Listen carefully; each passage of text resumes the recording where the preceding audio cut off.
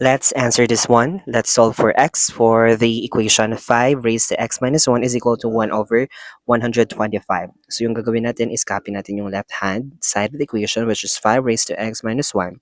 And then, ito is i-write natin siya as a power of, as a base 5, which is yung base natin is 5. So yung gagawin natin is yung i-apply natin na concept is ito.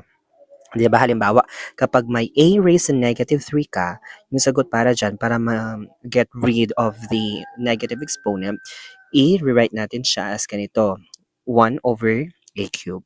So yung gagawin natin is, itong 125, pwede itong i-rewrite as 5 raised to negative 3. Kasi tandaan, itong kapag nirewrite natin ito sa form na to, this will become 1 over 5 raised to positive 3 na siya. Kapag sinimplify mo yung 5 cubed, that is 125. 5 times 5, 25 times 5 again, that is 125. So, the same lang. Okay, ginawa na natin to para ma-manipulate natin ito. Okay, next, they have the same base na which is 5, so hindi na natin gagalawin ito.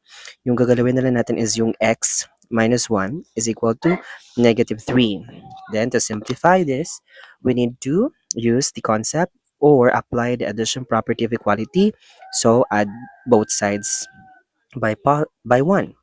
Okay, so this will become x is equal to negative 3 plus 2. So, that is negative 2. So, ang sagot pa dito is negative 2. So, letter D dapat to. Kaso, wala ang sagot. So, negative 2. Okay?